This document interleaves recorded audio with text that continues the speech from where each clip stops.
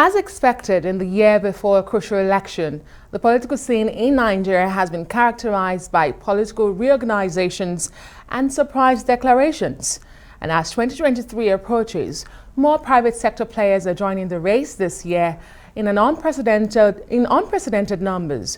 Businessmen such as Sam Ohamua and Kingsley Mohalu have declared their intention to run, and has media personality Dele Momodu and the young Khadija Okunu Lamidi. My guest today, Mohammed Hayatu-Deen, is not running for president, but he has joined the main opposition, the People's Democratic Party. So, why has the distinguished economist decided on a career change to politics? Very sensational to have you join me on the Arise interview today, Hayatu-Deen Mohammed. Great to have you here. Thank you very much. And let me begin by asking you, you have been in the boardrooms for almost 4 decades in the private sector. Why have you chosen politics now?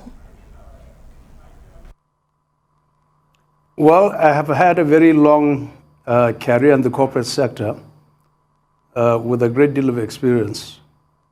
I've also been very deeply involved in a great deal of national affairs and in civic duties. In my role as chief executive of 2 major corporations, I've come to embody a lot of experience about this country, where it has been, where it is now, and where it is headed. And I've had a couple of reflections. First, I've come to realize that the private sector, properly organized, can become a huge catalyst for development. Second, I've also realized that the elite in this country has been part of the problem of the country, and therefore the elite needs to build a consensus and unify itself in order to chart the way forward for this country. Thirdly, I realize that there's very little citizens' participation in politics, and therefore they have a very important civic duty to get very deeply involved in the process in order to enrich the pool of political operators. Fourthly, I believe that there are significant dangers facing this country. First of all, in relation to poverty, which has reached alarming proportions, insecurity, and that I feel the country has been very severely undermanaged. That's why I feel that all manner of people who have the interest of this country deeply in their heart need to come out and participate in the political process.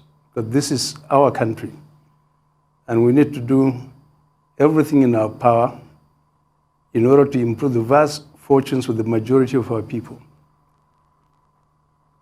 Well, I hear you clearly. You sound like you have been watching a long time from the sidelines in the corporate world. But one question comes to mind. Why the People's Democratic Party? Some will say it's easier to join the major opposition party because they are trying for another time to get the reins of power after 2 failed chances recently. Why the PDP? Well, the PDP has had a very long history in governance. They've been in governance for approximately 16 years and have been out of power now for 6 years. It is fairly clear to me that they would have learned profound lessons, having stayed out in the cold for 6 years, in order to reflect on their achievements when they were governing and their shortcomings. Secondly, I also feel that the PDP, particularly between 1999 and 2007, or even 2008 and 2009, has had a distinguished record of managing this economy fairly efficiently and effectively. And they had shown during that period a great deal of dynamism, energy and commitment and passion to actually moving our country forward and putting it on the map as well. The third reason is that the PDP has a vast funnel in the sense that it is very receptive, in my view, to a broad spectrum of ideas. So when more Nigerians come into play, they'll be given an ample opportunity to actually express their views freely, for their inputs to be taken into account, for these body of ideas to be put on the party platform. That's why I decided to go for the PDP. Those in the ruling All Progressives Congress may differ with you that the PDP fared better with the economy. They continue to blame the PDP for the economic woes of the country and where we are at the moment, as well as security. But Mr. Mohammed Hayatu-Deen, one of the reasons you said you are joining the PDP is because of the deteriorating economy of the country and as well as the insecurity. How badly has the country's economy been mismanaged? Just how bad is it, in your own opinion? I would say that the country has been undermanaged for a very long period of time. It's not just on the watch of this particular administration. All you have to look at is, you have to ask yourself some basic fundamental questions. Are we better off today compared to where we were 15 years ago, for example? The quality of life of the average citizen has actually taken a turn for the worse. There are more people below the poverty line than there could ever be. The quality of education, the quality of healthcare, the general quality of lives for citizens, the insecurity that is so pervasive, that has consumed virtually the entire country, are things that you need to worry about. Our balance sheet, the balance sheet of the country, shows a lot of strains and stresses. And there's clearly a need for restructuring and reform of the economy of the country. That, I think, is the biggest issue that we're facing today. I would say that many of the issues that we face generally within the country are actually symptoms arising from the way the economy of the country is managed at this point in time. Well, it's about a year to the general elections in Nigeria, and you have just revalidated your membership of the major opposition party in the country, the PDP. It is only right to ask the question, are you running to become president? I think I was very clear, crystal clear in my speech in Maiduguri, where I registered for the PDP. Essentially what I want to do at this point in time is to register as a member of the party, to make a phenomenal contribution towards the development of the party platform, to bring to the party leadership a very significant question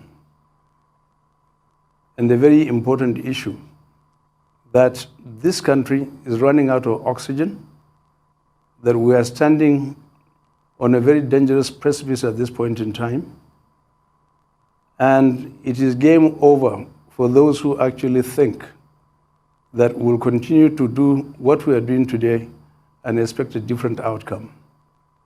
So the country is actually facing an acid test of its viability and its survival. And therefore, any party that wants to compete seriously for power and wants to lay claim on power and hopes that it can actually govern this country the way it has always been governed, I think is going to be in for a very big surprise. This is a time for showing serious leadership, a leadership that is actually very strong, robust, that has a very clear vision as to where to take this country, a leadership that is prudent in the management of resources, and that puts the welfare of the Nigerian people at the epicenter of its own programs, and a leadership that has a very clear vision, that plans for the long term, that is able to mobilize the Nigerian people around the Nigerian flag, to unify every part of this country, and to ensure that it is able to get the very best and the brightest, both within Nigeria and outside this country, and assemble them into very strong and powerful teams in order to move this country forward. And I dare say also that this has to be taken in stages. The first stage is to actually stop the bleeding, because there's a lot of bleeding that is taking, and I'm using this metaphorically, not just in terms of the blood that is being shed, but also in terms of the many economic issues and social issues that we face.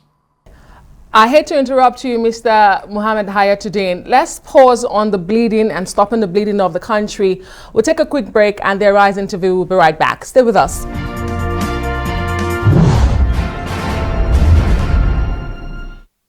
Welcome back to the Arise interview. My guest today is the renowned economist and distinguished Nigerian, Mohammed Hayatu-Deen. Over the course of a career spanning 45 years, Hayatu-Deen has been chairman or director of over 30 multinational and local corporations, including the Federal Savings Bank and the Nigerian Economic Summit Group. He's now the CEO of Alpine Investment Group, an investment holding company focused on intervention in high-growth sectors of the Nigerian economy. So, you could say he has a comprehensive knowledge of Nigeria's economic issues. He's now set his sights on politics, joining the opposition People's Democratic Party earlier this week. He said he was moved to sign up for the party after reviewing Nigeria's deteriorating economic and security situation. And Mohammed Hayatu-Deen is still with me from our Lagos studios. Thank you so much for staying with us on the Arise interview. And before that break, you were speaking to the issues of Nigeria. Particularly, you said it has to be fixed and tackled in stages. We're talking about the bleeding stage and stopping the nation from bleeding. Okay, so what I was saying was that Nigeria actually requires an intervention right away in order to fix some major operational problems in order to stop the bleeding. And I had alluded to some of those issues. The second thing then is to actually go through a process of development and then a transformative phase. So once you fix those set of emergency issues facing the country, you then need to come up with a very clear plan of action by A, embarking on a long-term visioning program, and that vision has to have an end state in mind as to where you want Nigeria to be, say, by the year 2050. And then working your way backwards, develop 3 cycles of development plans, each one of them 10 years. During the first phase, what you want to do is to actually eliminate poverty as much as possible and restore all the institutions of society and all our economic institutions. The second phase, probably beginning in the year 2033, is to go through a major economic transformation that aims to make Nigeria a middle-income country by bringing about an industrial revolution so that all of your agro-allied industries and your heavy industries and your intermediate industries are all transformed in a way in which you can actually deliver a great deal of prosperity to the people and bring a lot of the people inside the mainstream economy. And by the year 2043, which is the third development plan, your aim is to actually move Nigeria to become one of the 10 most successful nations in the world by ensuring that you are able to build a very resilient and globally competitive nation that is devoting more and more of its resources into the service sector. So those are the stages that one would like to see. To be able to do this, you need to A, mobilize the citizens. Second, enter into a social charter with the people in such a way that you are able to deliver on the promises that you make, and they themselves will then make their own contributions in terms of fulfilling their own part of the bargain. You need to invest during all of these phases. You make heavy investments in education and human capital and truly make Nigeria a runaway success story that can compete with the leading nations of the world. You do sound like you understand the issues and you know the job of being the president of a country like Nigeria. But I had asked you moments ago if you were running for president, and you said you've made your intentions clear. You are not running for that office. So let me ask you, what value would you be bringing to the People's Democratic Party? Would the party be turning to you as a resource person, as a Mr. Fix-It? What exactly are you doing in the PDP? I will have a multifaceted role. First of all, don't forget that I am alone. I have a huge network of alliances and partnerships and friends, both in Nigeria and outside. And what I've come to realize in the course of my experience in the corporate sector is that no matter what you do, our democracy is at a stage of infancy at this point in time. Unless you are actually inside the tent itself, your ability to actually influence and impact the outcome of events is severely limited because you are a private agent, more or less. You have your own independent agency outside offering advice. When you are inside and you become a very valuable member of the party, your ability to actually influence issues and bring about certain desired outcomes is certainly much higher. Secondly, speaking to the issue that you mentioned directly, number one, I've accumulated a lot of experience as a private sector player. Number two, I've been a presidential advisor formally to 2 presidential administrations and informally to about 3 other presidential administrations. I've been a chairman of the Nigeria Economic Summit Group. I've been involved in a number of other major activities, both in Nigeria and outside.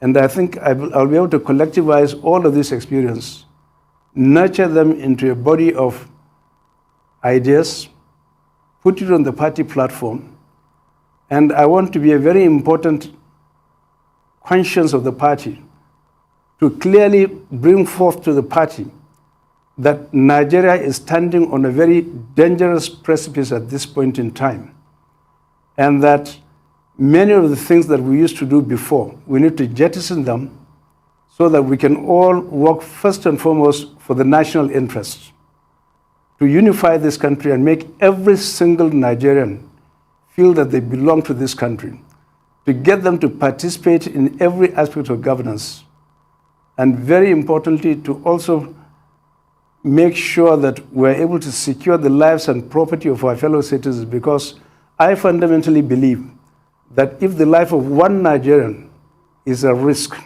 the life of all is at risk. And for this reason, I think it is important to recognize the role of the Nigerian Armed Forces. General Irabu and his people, I believe, have carried out a very credible job in the face of all obstacles. And they are doing a magnificent job at this point in time. But unfortunately, the problems that we face as a nation, in terms of the extreme poverty and deprivation, has gone way ahead with the capacity of the armed forces to actually manage all of these problems all at once. They're clearly overstretched. We need to give them all the resources that they need in order to fight this battle. They need they themselves to actually motivate their troops, give them everything that they need in order to make them function. And where people are involved in certain infractions or abuses, they should take disciplinary action against them swiftly. But I would say that this is not a 100-meter dash, but it's a marathon. But with the commitment of the armed forces, with the support being given by the president of the country, and with the citizens' understanding and support, we can actually win this war. But first and foremost, we need to tackle the economy, because most of the issues that we're facing today emanate from undermanagement of this economy. This country has got everything going for it at this point in time. Well said. And I was just about to say, I mean, you were drafted to breathe life into the new Nigeria Development Commission, the NNDC, and later the Federal Savings Bank, the FSB. You pulled them back from the brink and turned their fortunes around. I wonder if you possess a magic wand. But seriously speaking, if you could deploy your turnaround expertise, where would you start? Where would you possibly start to fix the issues of Nigeria? Well, you spoke to my background. The thing is that management principles are universal. You just adapt them to specific situations and specific institutions. Both in NNDC and FSB International Bank PLC, there were certain cardinal principles that allowed us to make a stunning success of the jobs that we did. Number one, in both institutions, we brought a very strong culture of long-term strategic planning. Number two, we were able to design very robust, flat, mean, efficient structures. Number three, we assembled a world-class team of general managers of competence and distinction, and a lot of their own foot soldiers. Number four, we created a culture of excellence whereby people actually believed in the institution and were willing to give their lives and their blood and sweat to the institution. Number five, everybody believed that what was most important was to actually optimize the results for the institution, optimize outcomes. First and foremost, we are all after the well-being, survival, and prosperity of the institution.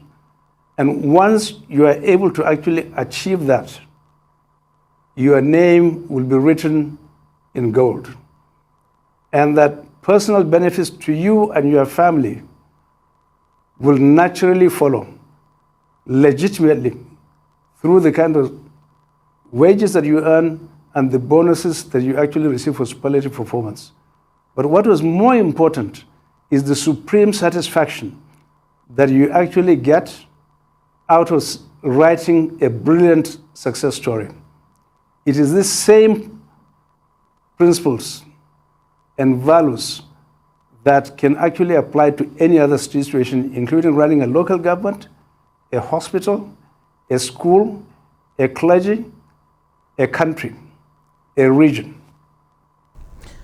These are time-honored principles that can be applied and adapted over a period of time to specific situations. Very well articulated, renowned economist and now politician, Mohammed Hayatu-Deen. It's been sensational indeed having you on the Arise interview. Thank you so much for coming.